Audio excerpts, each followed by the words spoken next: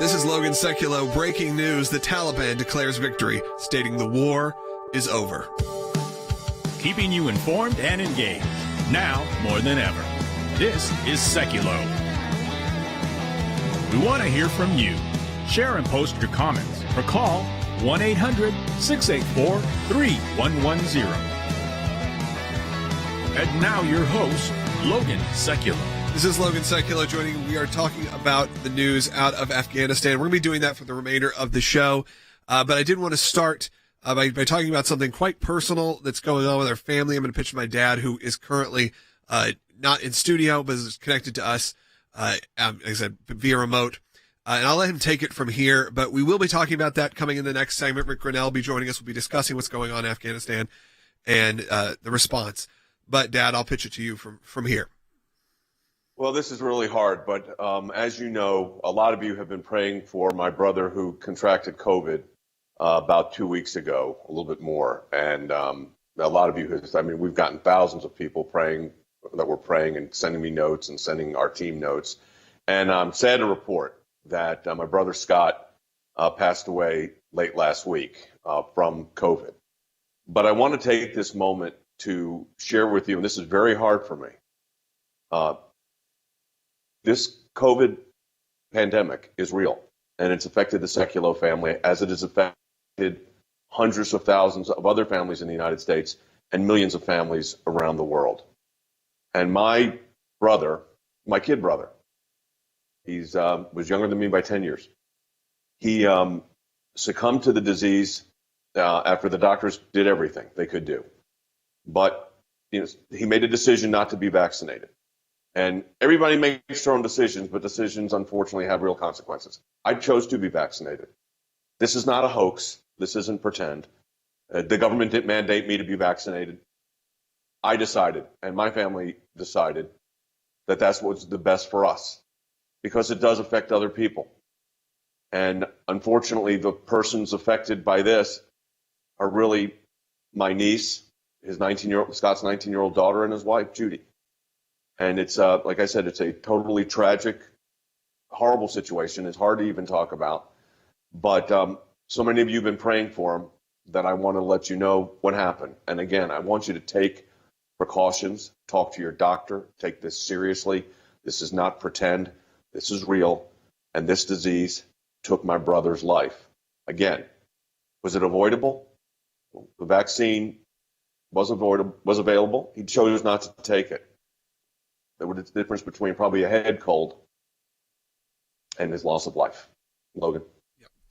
So I'll take it from here. Look, we wanted to make sure we kept you updated with what happened there, because I know a lot of you have called in, and people were calling late last week and texting through our texting service and reaching out about this.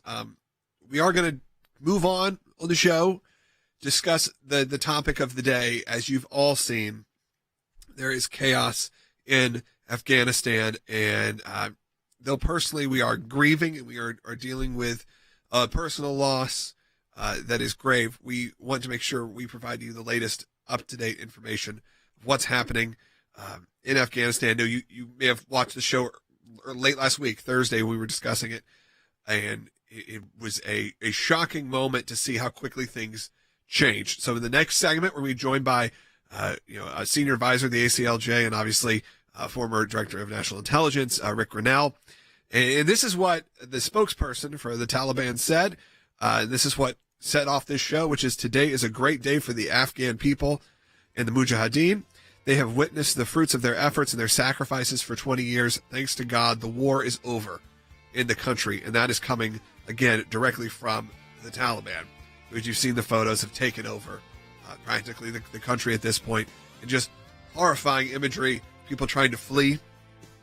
And we'll be discussing that in detail in the next segment, as well as the remainder of the show. If you have your thoughts, we would love to hear from you. 1-800-684-3110. That's 1-800-684-3110 to have your voice heard on the air. I know a lot of you, many of you listened, probably even served in Afghanistan. I'd love to hear from you as well. 1-800-684-3110, or put your comments in on Facebook. Make sure to share. Do all the things you do to support this show. Make sure people see it. We'll be right back with more on Sekulow.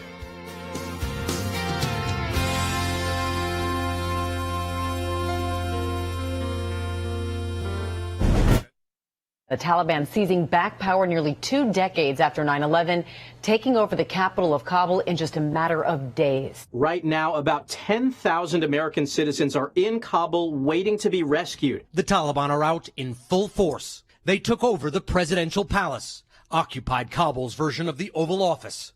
Afghanistan's president fled the country. There have also been reports of gunfire at Karzai International Airport in Kabul. The U.S. Embassy moved its operations there over the weekend. Officials have instructed Americans to shelter in place. The U.S. is staging an elaborate evacuation of American diplomats from the embassy. Chinook helicopters seen flying in and out, part of the massive evacuation of Americans. The embassy doors now shuttered. The American flag taken down. The Taliban don't just control Kabul, but the whole country and all the weapons the U.S. bought for the Afghan army. There are also reports of atrocities, including abductions, rape, and executions. It's the Taliban who are manning all the checkpoints, driving around town heavily armed in pickup trucks and Humvees. And remember, it wasn't just the Taliban. They fought alongside Al-Qaeda and other terrorist organizations who also share part in the victory this morning. And Robin, the most striking thing out there is we didn't see one single woman. Half the population is now hiding behind closed doors. That is the new Afghanistan we leave behind. There are scenes of chaos at Afghanistan's main airport, still under U.S. military control, which is the only way out for Americans and their allies. This crowd rushing to the airport. Behind them, the sound of gunfire. The airport now overrun. Desperate, chaotic scenes as massive crowds surge onto the tarmac, desperate to get out of the country. The Taliban have set up checkpoints across the Afghan capital, and their Islamist rule is already coming back.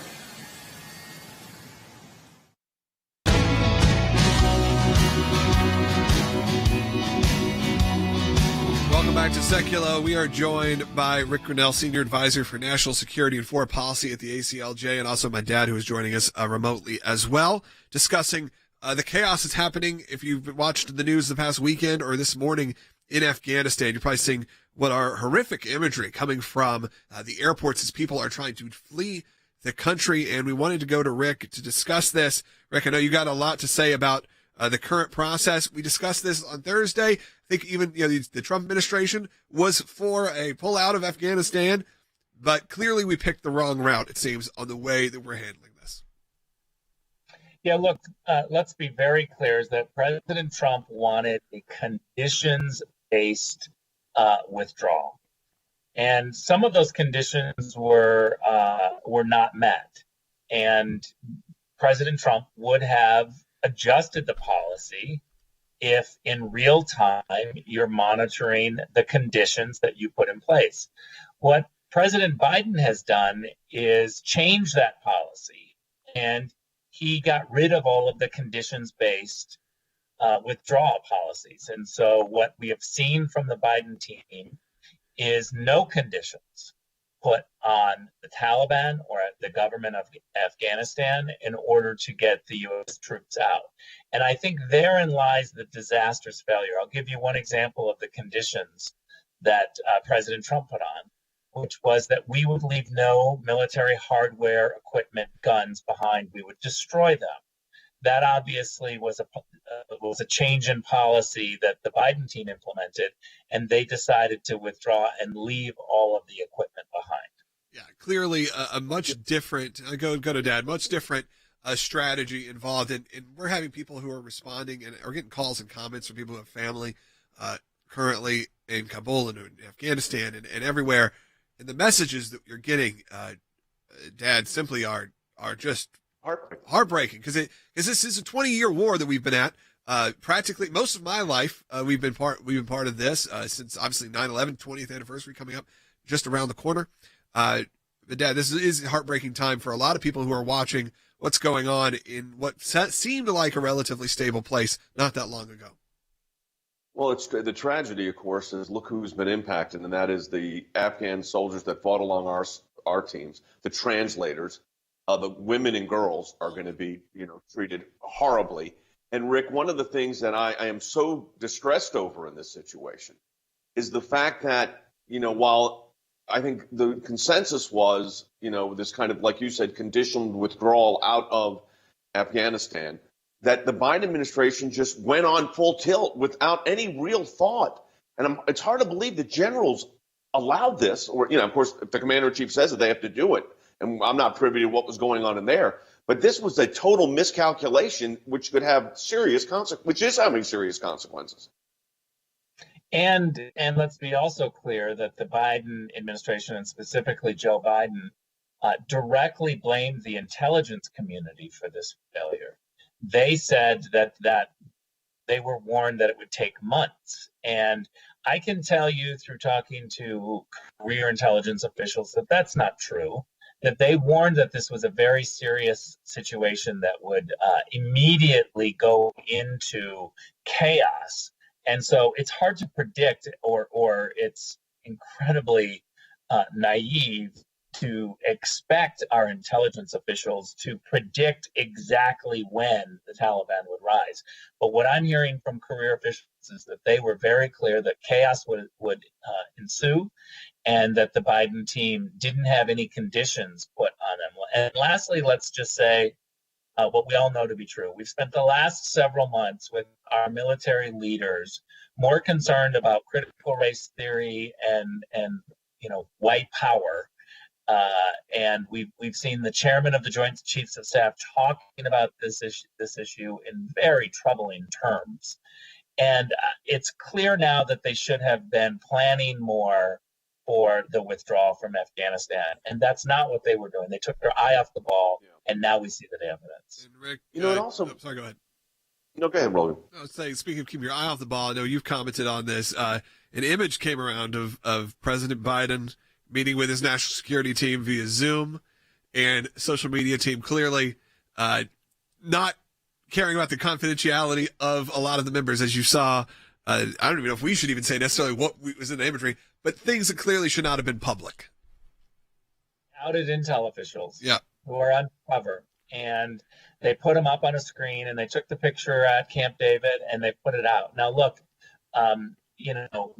that's just sloppy work. Yeah. That's recklessness from the staff and whoever else approves it. Susan Rice is clearly involved here. And so to be able to have some adults who can look at the information and say, no, you can't release this photo because it shows intel officials who are undercover, that was never done. And this just emphasizes the fact that this is JB hour. Yep. Dad.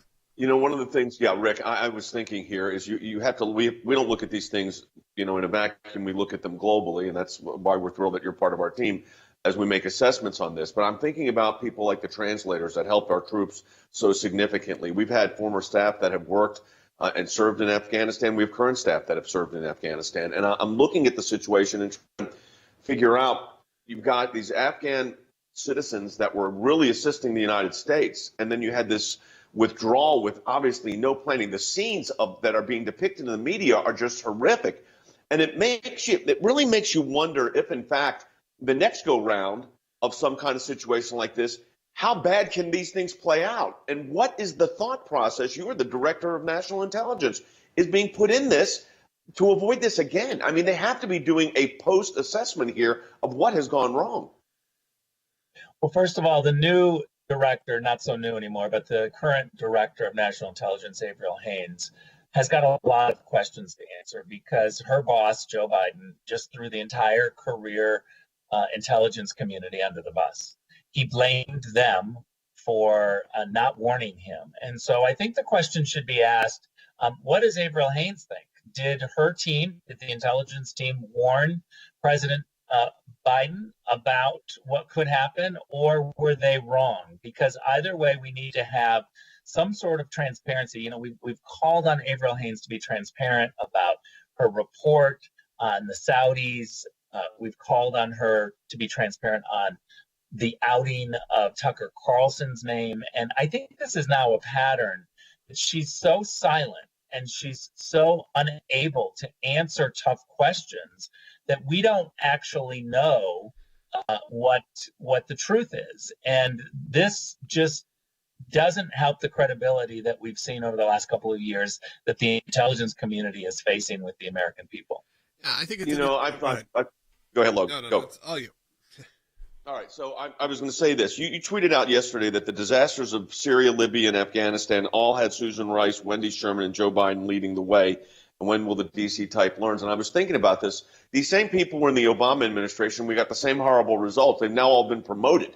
I mean, we've said that before in this broadcast, and now they're running these agencies, or they're the head of now they're in the White House when they were in the State Department before, wherever it might be. And I think to myself that they aren't learning, Rick. That's the real tragedy of this, is that it's history repeating itself again. Susan Rice now has on her record the disaster in Benghazi, where she took to the airwaves and lied about what was going on. And we all saw that on Sunday shows. And now the pulling out of Afghanistan and the disastrous unfolding of the Kabul airport. And when we see, Afghans jumping on a plane that is moving and trying to get off the runway, and AP I just saw was reporting at least 7 people died in that incident. I mean, this is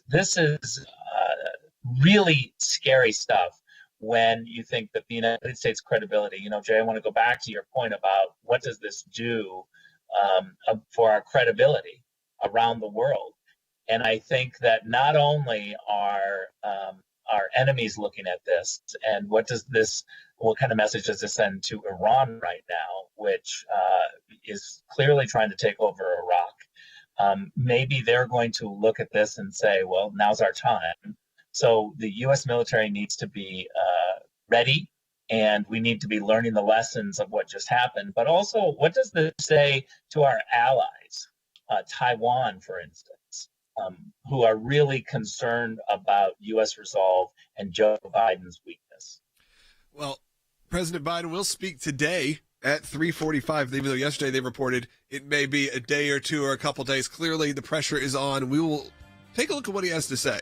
I think it will be an interesting time for a lot of people to watch. Look, there's an entire generation. It's something I'm working on right now, is to give people a full out of even what happened 20 years ago, 9/11, leading into the Taliban, leading into an entire war. Because there's an entire generation of people who work here who were 2 years old when all of this started happening. So I think you got to remember, we got to keep people educated on what's going on. A lot of those people are people who are voting currently, are currently there. They need to know what they're voting for. They also need to know what the history is. So we're going to work on some interesting pieces coming up very soon for those that you can spread and share. And that'll be probably at ACLJ.org. Thank you, Rick, for joining us. We'll be back with more on Secular.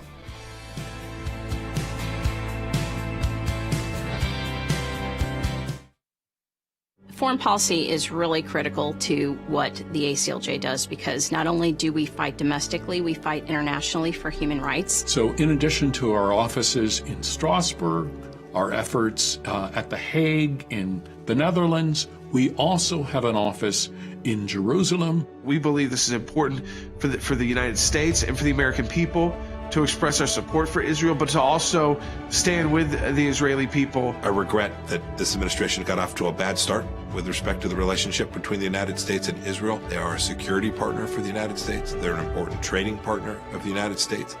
We built out a coalition inside of the Middle East to push back against Iran alongside of Israel. We were able to put together these unbelievable peace deals between Gulf state nations and Israel and the United States because they all felt strong. They felt like they had a real partner in the White House, the administration. The current Iranian regime denies the Iranian people their basic human rights on a daily basis.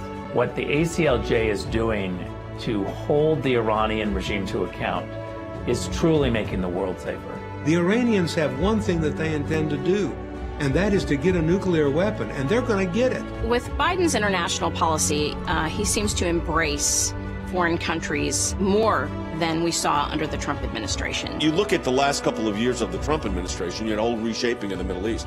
The Abraham Accords, unheard of. Who would have thought that all these Arab countries would be signing peace agreements with Israel? There'd be trade agreements, peace agreements, tourism agreements. Incredible. I spent 8 years at the United Nations, and I spent more than 2 years overseas as America's ambassador to Germany. I can tell you that the ACLJ's work at the UN, overseas with the European Court of Justice, is incredibly important.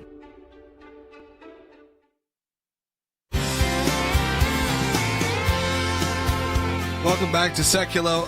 First, I want to say a lot of you are watching right now on social media, on Facebook or on YouTube or Twitter, and the declaration of victory, I want to clarify what that means, because a lot of people are saying, well, what does that mean? Because as you saw, our headline is the Taliban declares victory. This is what they said. Today is this is from this Taliban spokesman. Today is a great day for the Afghan people and the Mujahideen. They have witnessed the fruits of their efforts and their sacrifices for 20 years. Thanks to God, the war is over in the country. So it declares very definitive victory. I'm going to first take a phone call, then we're going to continue the discussion. Rick Grinnell still joining us, my dad as well, Jay Seculo. Let's go to Stephen, who is calling in North Carolina. Stephen, you're on the air. Yes, sir. I was just commenting on, I'm an Afghan and Iraqi veteran. When we pulled out of the countries, I mean, it's kind of sad that all the brothers and sisters that died over there, that we put the same tyrants back in office. When we pulled out, like we went over there to defeat the Taliban, and now the Taliban is back in office. They're back in control, and that was the whole reason of us going over there, was to defeat the Taliban. And then as soon as we pull out, everything goes to chaos. Yes, Stephen, I definitely share your sentiment. I know a lot of people feel the same way. I do want to say something that Wes Smith said. Obviously, thank you for your dedication, your service. The Wes Smith, Colonel, who will be joining us later in the show, I said, which was, you do have to look at some of the wins and say, because I know people are thinking that, which is, the original mission was to go take out Al-Qaeda, to take out Osama bin Laden. Those things were accomplished. So, your sacrifice was not in vain totally. But, Dad, there is that feeling from, I'm sure, a lot of people who had either lost loved ones or were like Stephen, North Carolina, who went and fought for our country and feel like we just gave up.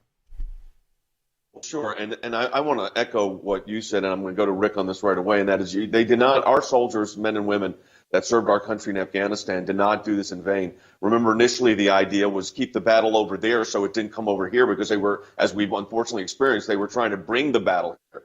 So, Rick, we don't lay this on the feet of the men and women in armed services that have given their blood, sweat, and tears and lives in some cases, many cases, to protect us. Rick, this was not a failure of the frontline soldier. This was a failure of the administration's disengagement. Yeah, look, I will also, let's just be very clear that our men and women who went over to Afghanistan and Iraq, their service was not in vain. They defeated the Taliban. They defeated Al-Qaeda and really made sure that we didn't have a caliphate in that region. So they should be incredibly proud of their service. What I think we lost Rick. Let's try reconnecting with Rick, see if we can get a better connection to continue that conversation. Sorry about that. Dad, there are a lot of calls coming in. Let's go ahead and take one more, and I think this is one that Rick can speak to when we reconnect with him as well.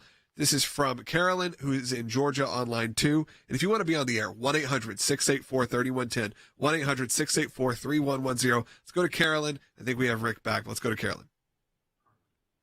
Sorry. Hi, Jay and Logan. First, I wanted to send my condolences. Thank you. I'm so sorry. Thank you. Do you think China will try to take advantage of the situation currently going down in Afghanistan? I think that's a perfect question for Rick Grinnell. Rick, what do you think? Yeah, I think definitely China is going to take advantage, and they already have started to take advantage of the situation. And to finish what I was saying before is that the men and women of the U.S. military did incredible service. The politico types, the ones who decided to put all of our faith in the government of Afghanistan, and the government of Afghanistan failed us, are the ones to blame. So I would say that the U.S. military did an incredible job, and it's the government of Afghanistan that wasn't able, after 20 years, to stand up. Yeah, but I think we're just having difficulties with Rick. We're sorry, Rick. Let me finish that if I can, Logan, for Rick. I know what you're saying.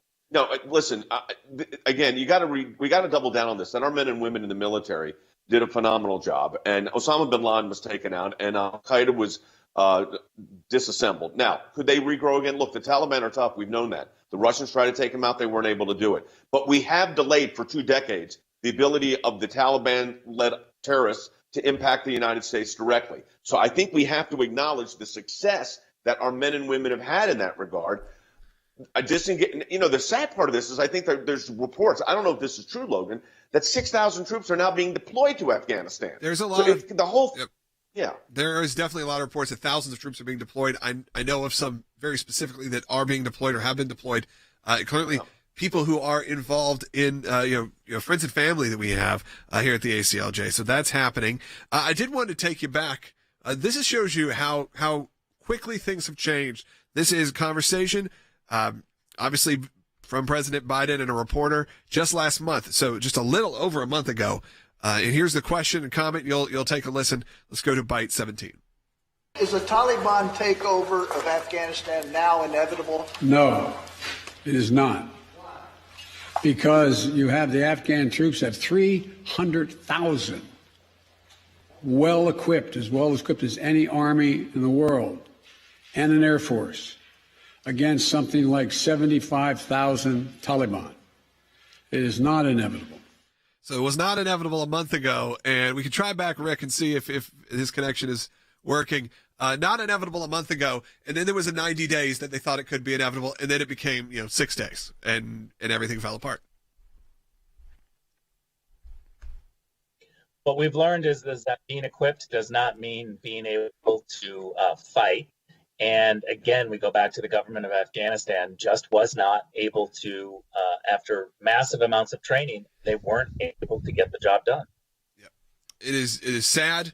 I know a lot of people are calling in, again, who lost loved ones or have family there right now fighting. I know many of our friends and family do.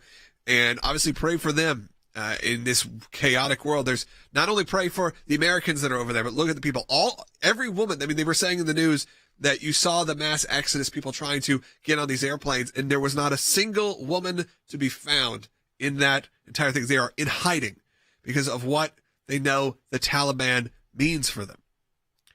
It's something we can easily lose sight on. And it's something that, it's very easy to go to lose sight of your own narrative. And I always say that, people don't want to be, stuck into claiming that if their guy had a success or a failure. This is time to be honest and say, look at what's happening. How do we address it? Not just politically. How do we address it from a global point of view? Because it's a disaster. There are sure you can point blame as much as you want, but we also are going to have to figure out what the future holds. And Dad, I think as we head out to the break, is maybe the biggest unknown is what the future may hold for that region of the world.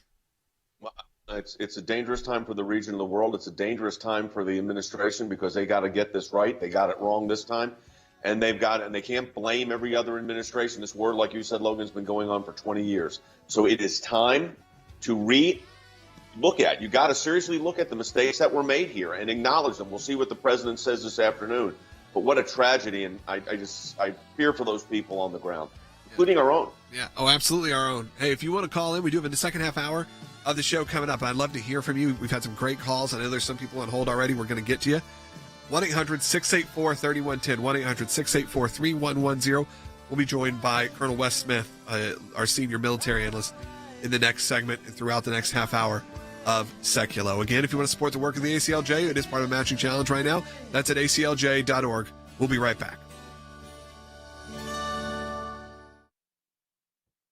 Here's what I want to say to our ACLJ members, or for those of you that enjoy watching this broadcast. Whether it is going after the deep state, whether it is litigation that we're engaged in, whether it is defending the persecuted church and getting individuals out of prison because of their faith in other countries, whether it's training lawyers to fight for religious liberty, not just here in the United States, but around the globe, whether it is producing a daily, 5 days a week, 1-hour live television and radio broadcast heard on thousands of radio stations, on TV platforms, on social media platforms. Your support of the ACLJ enables us to do all of this. We want to encourage you to support the work of the ACLJ, and when you do that, you're supporting our production teams, our videos, whether it's that kind of production and other things that we are working on. The ACLJ is front and center on this. We're in a matching challenge campaign. Any amount you donate, we get a matching gift for. Go to aclj.org. Keeping you informed and engaged. Now more than ever. This is Seculo. And now your host, Logan Seculo. This is Logan Seculo. We're going to do another half hour of Seculo and discuss all of what we just had. We had Rick Grinnell on, my dad remotely. Now we have Than Bennett joining us. We have Wes Smith joining us as well later in the show to discuss all that's happening in Afghanistan. We have about 4 minutes in this segment. Than, I wanted to get your view of how this is being treated in Washington. You're there right now. What people's thoughts are in general, because there is relative silence from a decent amount of people. We were looking this morning, even some who you think of the most people who are most socially active, like in AOC, those kind of people who are always on the front lines of humanitarian crisis. And look, I'm all for that. Silent. No response, not part of the narrative. I just want to get your thoughts.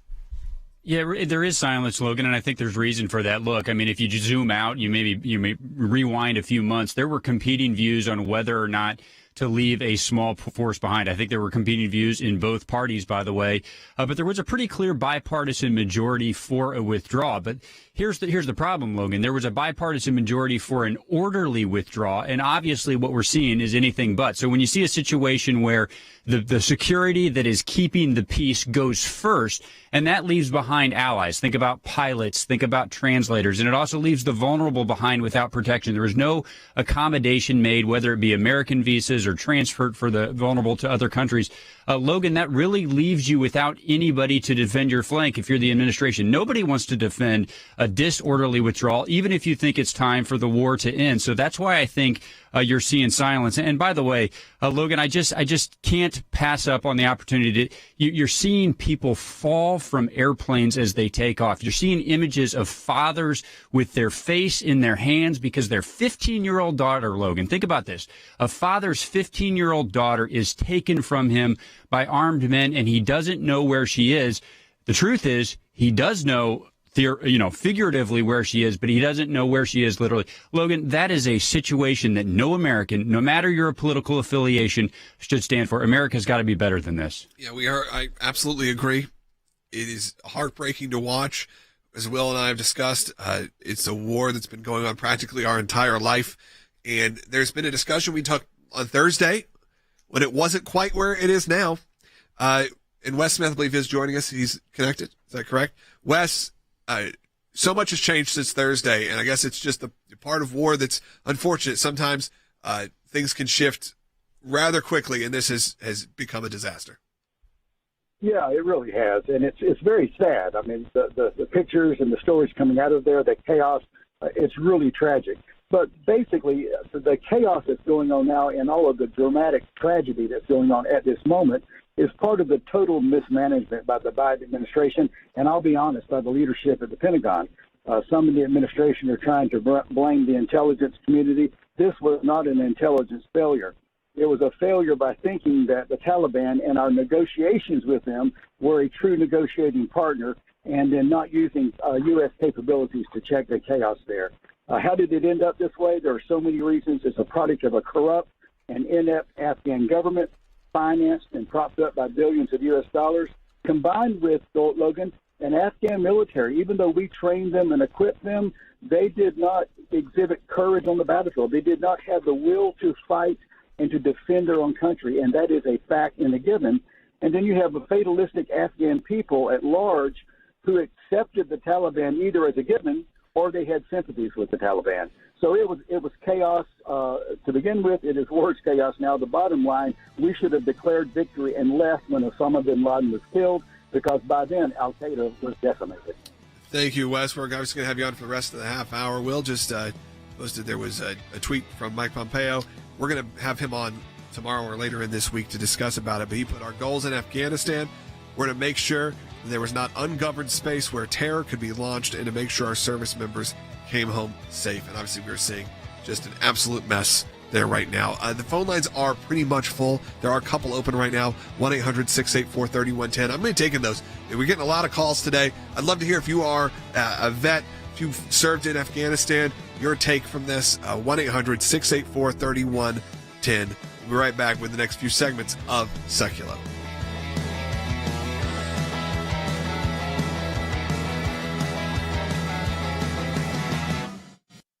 This is going to be a stain on this president and his presidency. And I think he's going to have blood on his hands for what they did. The likelihood there's going to be the Taliban overrunning everything and owning the whole country is highly unlikely. The very thing that you are watching today, he said was never going to happen. So either they were delusional or they were not listening to their intelligence people. Your own intelligence community has assessed that the Afghan government will likely collapse. That is not true. No, he was absolutely warned. And the Pentagon advised against doing this as well. The Congress was briefed that al-Qaeda fully intends to take advantage of the vacuum caused by Taliban advances to reconstitute. And I'll tell you, Steve, they're going to grow back like a weed and once again strike the West. President Biden has made some serious miscalculations, and particularly in not considering properly the consequences of what an ill-conceived, hasty withdrawal really means.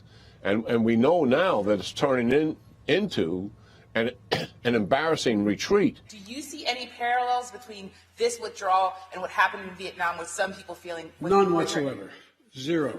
There's going to be no circumstance where you see people being lifted off the roof of a embassy of the United States from Afghanistan. It's about how you withdraw. Mike Pompeo assured me that President Trump was going to do a conditions-based withdrawal.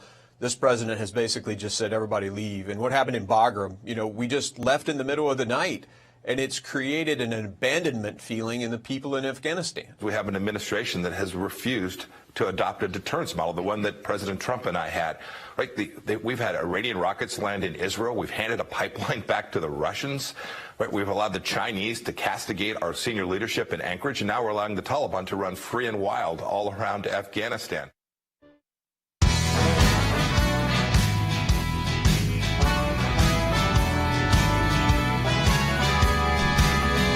Welcome back to Secular. We're going to take some phone calls on people have been holding for a long time. Mary Ellen's calling in Illinois. Let's just lead off with this, and then we're also going to hear from President Biden about things you thought you wouldn't see.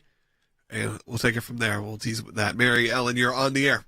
Okay, yes. Please accept my sympathy for the loss of your loved one. I appreciate it. Thank you so much. Yes. Okay, couple points. And I agree with everything that's been said.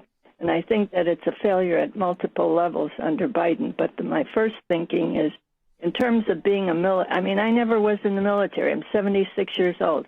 And I should think that the first thing that they think about, or they should be focusing on, is know your enemy. And the second point, I think it's a failure of deep state, high levels, whatever, of intel and or military assessment that it has invaded our government. Yeah. Well, and that's something we talked about last week, that there was an intelligence assessment that said 90 days before the Taliban takes over. That was just last week, that Kabul would fall in 90 days, that they would be surrounding the city in 30. So that came out last week. We talked about it on Thursday, and then it was maybe 90 hours later, if that. It was so fast that there was no resistance to the Taliban taking over, which just shows the catastrophe of it all, is that all the time spent training, building up, as Joe Biden referenced in the Bite earlier, that, they were so equipped, so well equipped. But when there wasn't the will to fight back, or the training to fight back, or the government didn't really command the people in a sense that they supported them, to command the support of the people, that you have what happened. Yeah, and Wes, we've discussed this, and I want to get your thoughts as well as that comment. But I do think we also need to address the sort of horrifying images that are coming out of. We're seeing, as Than brought up, airplanes take off for United States, getting people evacuated, and there are people clinging on for dear life, and some falling from airplanes. just trying to get out of their own country. These are not the United States, the people in the embassy or any contract workers. These are the people in their own country. Knowing what this means, and I want you to hear from President Biden again just about a month ago about the situation and kind of how things were going to roll out, what we were going to see. And let's take a listen, Bite 19, and then think about the imagery that you've seen just in the last day. Do you see any parallels between this withdrawal and what happened in Vietnam with some people feeling... None whatsoever. Zero.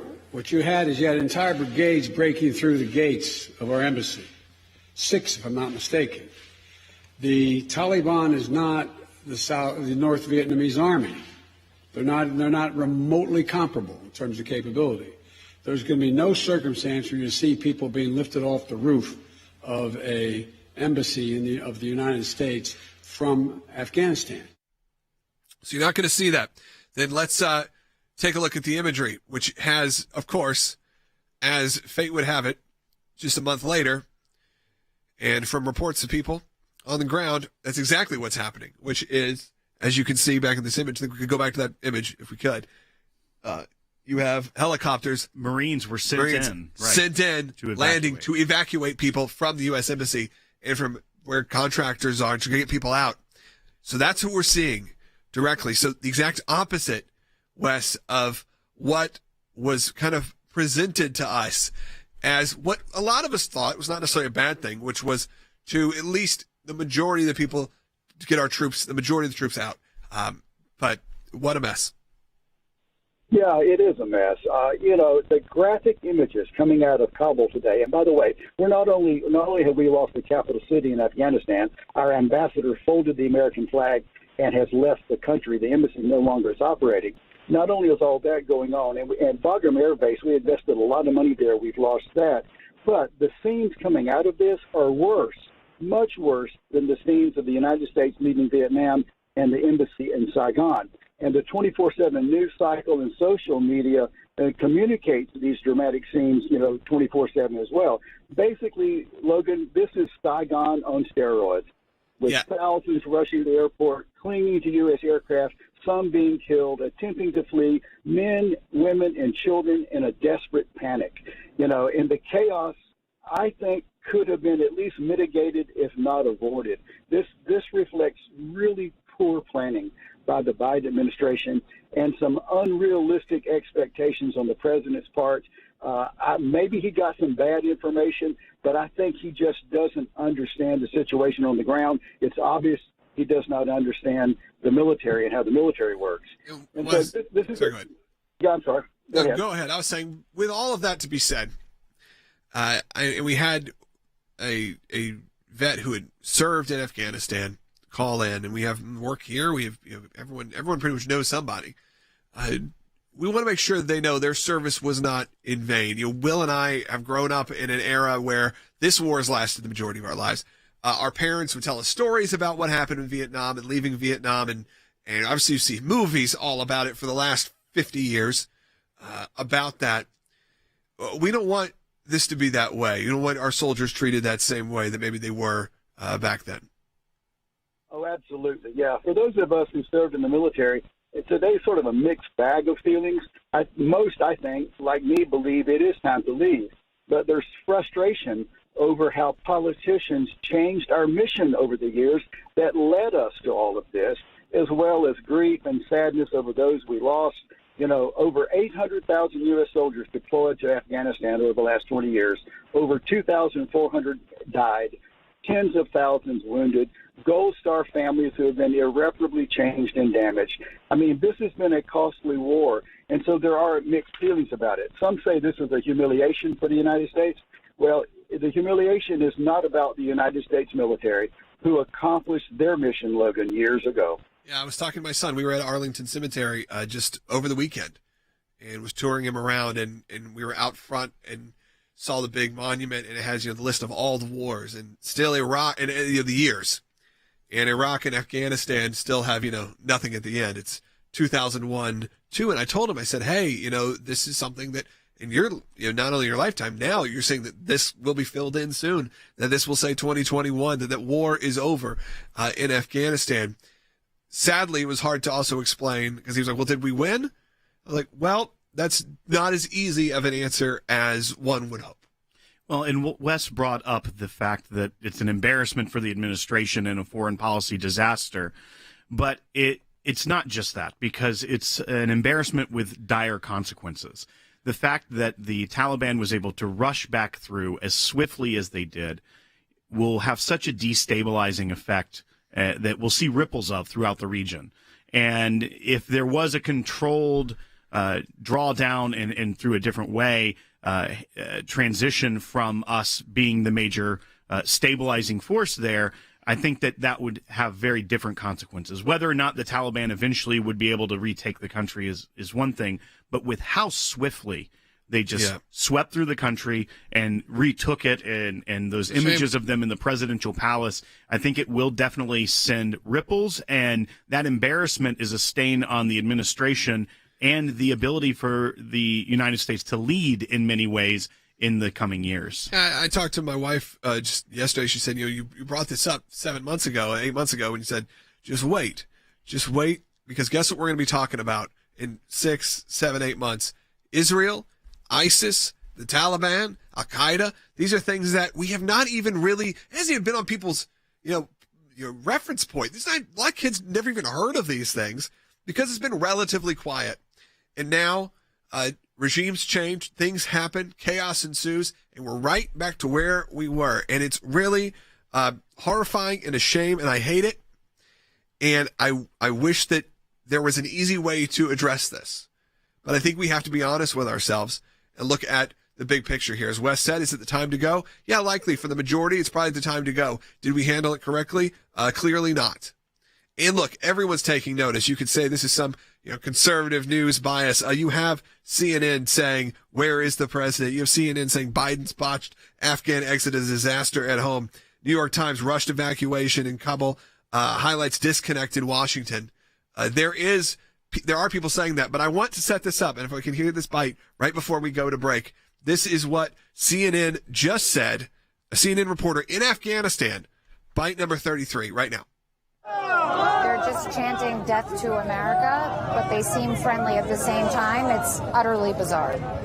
They're chanting death to America, but they seem friendly at the same time. It's utterly bizarre. It is an utterly bizarre situation. And maybe CNN, you need to figure out who your reporters are in this area, because that's a ridiculous statement. One of the more offensive statements that I've heard from CNN. But I'd love to hear from you, because you're the viewer, you're the listener, you control the narrative. I want to hear from you. 1-800-684-3110. That's 1-800-684-3110 to have your voice heard on the air. We'll take some calls coming up in the next segment. So if you're on hold right now, we'll get to you. And then if you call in, you make it through, we'll get to you as well. While we're doing this, I wanted to say last minute, hey, thank you for all the support and support of our family during some of these times, during this time of crisis within our own family. And I appreciate all the comments I'm getting. I can't respond to each and every one of them. I wish I could. Thank you guys so much, and I appreciate it. We'll be right back on Secular. Thanks to your support of the ACLJ, we have had many victories. The report is coming out. It shows that not only did Tea Party groups get more scrutiny, but so did a host of other conservative groups. It was something that no one could believe our government was even capable of doing, and now they were admitting it. It's one of the most significant wins in the ACLJ's history. To take on the IRS and win, for the ACLJ, life has always been a top issue. Barbara, I am here at this site because there are thousands of people and millions across America that say abortion's murder. When you're fighting for the life of the unborn, you're on the right side of history, you're on the right side of law. These are young people in their 20s and 30s that are doing this, are fighting for life to beat back the abortion juggernaut. It's very important that we remain hopeful that the courts that the Trump administration was able to impact will give us good rulings that are based in law and sound reasoning. This is one of the social issues we're winning. There are historians that point out that religious persecution is at its highest level since the first 3 centuries when the Roman Empire led religious persecution. A mid-state pastor's family is fighting to bring him home. We are getting my husband after 7.5 months.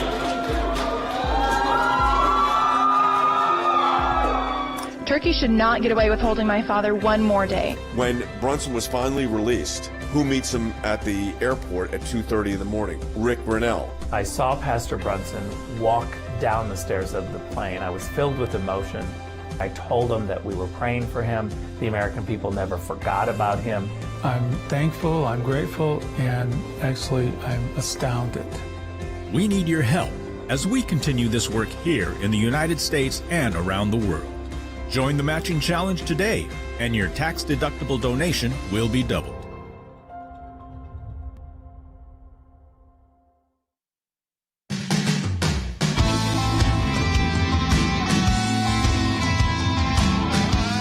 Welcome back to Secular. Will just showed me during the break. We've seen horrifying imagery and videos of people running and trying to jump onto airplanes and to get themselves out of Afghanistan because of what's happening. But now there's videos, and Nathaniel brought up, I had not seen it yet, but I saw it during the break, of bodies falling from airplanes that were trying to cling on.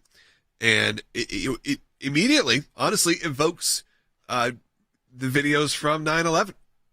It's sort of the first people trying to get out from their lives or just giving up.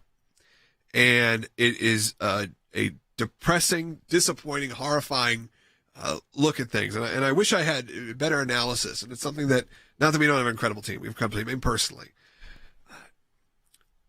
One of the big parts of this whole piece, a big piece of the puzzle, is going to be explaining to the current generation, people that are in their early 20s, the situation that we all went through September 11th and what led to now. Because we were 15 when that happened. We're now in our mid-30s. And obviously we can kind of judge everything as a pre-9/11 or post-9/11 world, whether that's the inconveniences that came of air travel or whether that is very specific wars that have taken place. And now this, the withdrawal in Afghanistan, something that should have been, or we had at least hoped to be, a more joyous occasion when this war came to an end. Instead, it ends in an abrupt chaos and disaster. And I can't help but put that together. 20 years. I mean, how poetic. Almost to the day. We're a couple weeks away. That it is hard to not look at it as a war in vain. And as much as we have talked about this and had people have called in, and we're going to take some more calls, who have said they felt that way as well, including those who served. We don't want to lose sight that there was some good that came of it. There was accomplishments that happened. Al-Qaeda, at least as of now, was taken out. We had the Osama bin Laden was taken out. The world may be safer in some sense. But it's hard to feel that way. We're living in such chaos right now. And then when you see what's going on right now in Afghanistan and what's happening around our world, it feels different than any time we've ever lived in. And for, I think, everyone who's part of this, whether that's from the pandemic or whether that is what's happening, it seems like every week there's something new to discuss that is reprehensible, that is horrifying. And I hate that for society. I hate that for my kids. I hate that for everyone who has tried to do the best they could, and sometimes things just go wrong. And that's what we're seeing right now. And one of the pieces of this that I want to make sure we get to is a full history where people see. So that's a process I'm going to be working through this week, is to come up with something that is somewhat comprehensive for kids that are 25, or 30. We were 15, so take it back 5 years. If you were 5 years, you were 10 years old, the impact of 9/11 was not the same as an adult for most people. Obviously, there are people who are directly affected, but we were in Florida. It was a different time. But to make sure we give you a full layout of what happened, what's happening now, and what could possibly be coming in our future. And we're going to work on that here at the ACLJ. One thing I want to say also as we get to the end of the show, when Wes brought up, this isn't a failure of the soldiers, this isn't a failure of our military, it's a failure of the administration. But there's a sense of despair watching some of the imagery as the disaster is going on. And USA Today had a headline that said, Were all our sacrifices wasted? War veterans react to stunning Afghanistan collapse. And you and I have peers of ours that served multiple tours of duty in Afghanistan. And I know a lot of people do have family members. Right outside of the studio. But you check in on a veteran today, because the mental health issue in the military is at front and center, where people have gone to war, seen horrible things, been in war, in a very violent war. And we know that that's a thing here. And when you see the imagery and the despair we feel, and you read a headline like that, check in on family members or friends on a day like today. Absolutely do that as well. And make sure that they're hearing from sources that have their back and are supportive. Because it's very easy. Look, the CNN thing we just told you, CNN reporter saying they're chanting death to America, but it seems friendly at the same time. It's absurd. It's disgusting. We've called it for years. Said it was, but if there's no more proof, that's maybe the biggest proof I've ever heard. We're going to take some phone calls to wrap up the show. Al's been holding for a long time in Colorado. Al, thanks for holding. You're on the air. Yes, thank you. I guess I see it as the free world is less safe today than we were just a week ago. Yeah. Because if Joe Biden said 30 days ago that the Afghan military was one of the best, well-equipped militaries in the world, now the Taliban has all that equipment to draw from to, again, launch attacks against us. And they've emboldened very youthful terrorists to join in the fight. So, no, I don't see us as more secure. I see us as less secure. Yeah, Al, and you brought up that point saying, kind of what happens to that weaponry. And Rick Grinnell brought up, and something maybe Wes could chime in on really quick before we take the next call. Rick said part of the Trump plan of withdrawal was the destruction of all of that, the additional weaponry and the additional things we had brought over there. But that is not part of the current plan of withdrawal, because right now they're just getting out. It's just, again, it looks like Vietnam. It looks like those imagery. They're just getting out of the country as quick as possible. And so who knows, Wes, what happens with that. But, yeah, it doesn't give you a lot of peace knowing that at least this administration thought this was one of the more well-equipped militaries in the world. Yeah, what a naive statement to make. If he had talked to any, company-grade officer or a rank-and-file guy in a squad in the United States Army or the Marine Corps, they would have told him about the Afghan military, lack of will to fight. They were perfectly willing to let us die for them, and some of them were brave. But as a force, they were well-equipped. They did not have the will to fight. There were a lot of mistakes made over the last 20 years. But it is not a mistake of our military. They did their job. They did it well.